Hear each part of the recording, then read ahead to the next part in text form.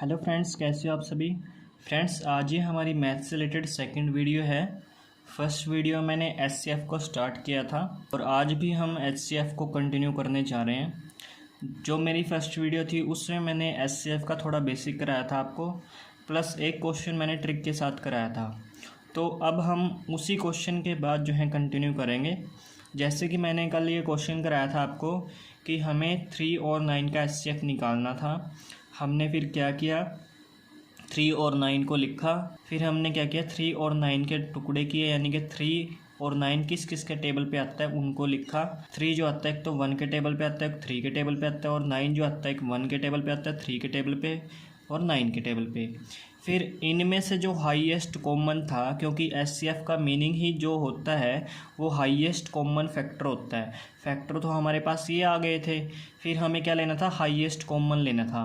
Highest common इनमें से कौन सा था हमारा, 3 भी था हमारा कॉमन, 1 भी था, लेकिन इनमें से हाईएस्ट कॉमन हमारा 3 था, तो 3 हमारा यहाँ से एचसीएफ चला गया था।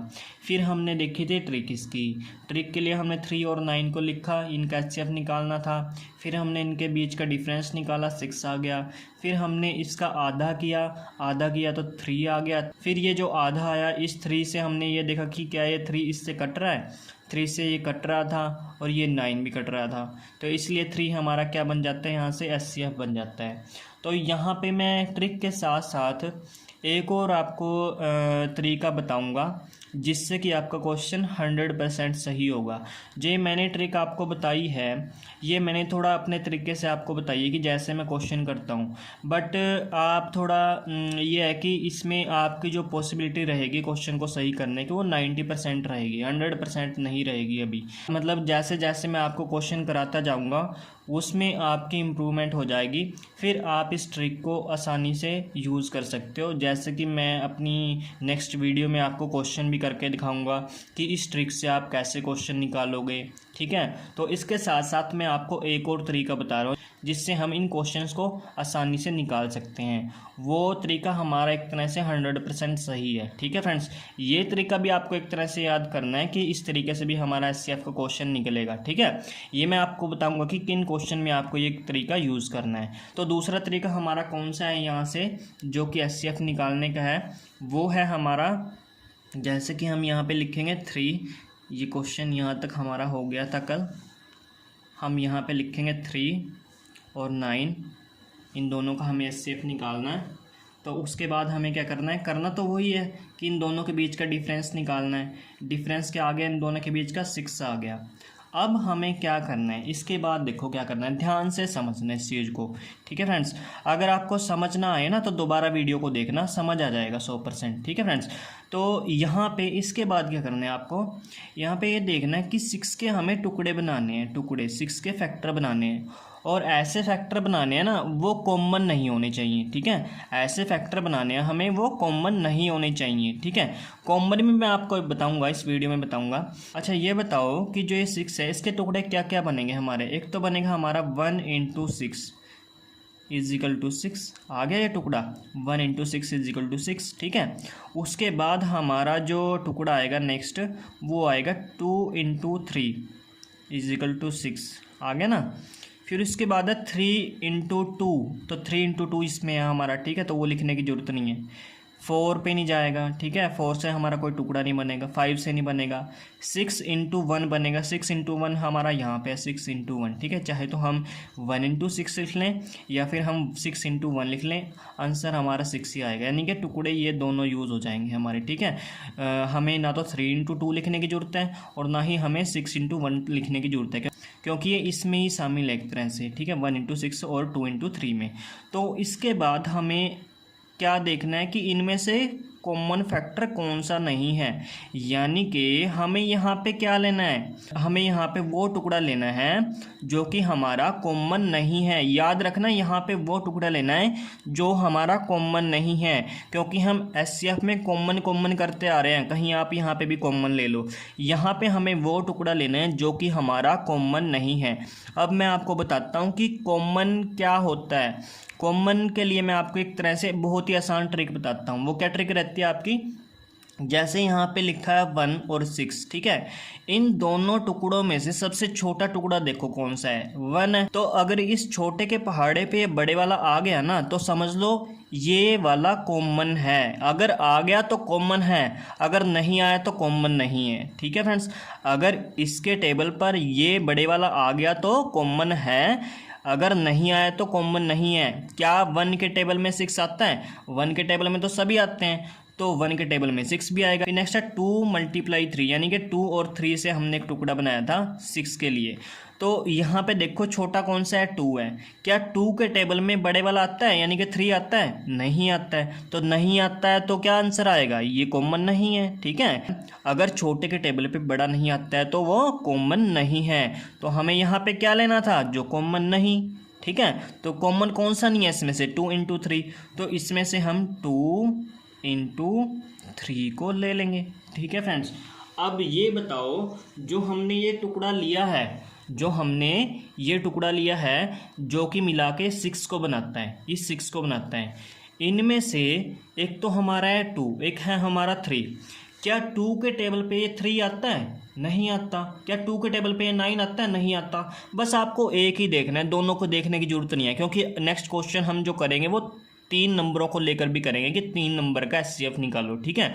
तो हमें सिर्फ एक को ही देखना है। अगर एक नहीं आया ना इसके टेबल पे, जिस भी हम नंबर को वेरीफाई कर रहे हैं कि इसके नंबर के टेबल में क्या ये आएगा, अगर वो नहीं आ रहा है ना, एक भी नंबर नहीं आ रहा है, तो वो हमारा HCF नहीं होगा, ठीक है फ्रेंड्स।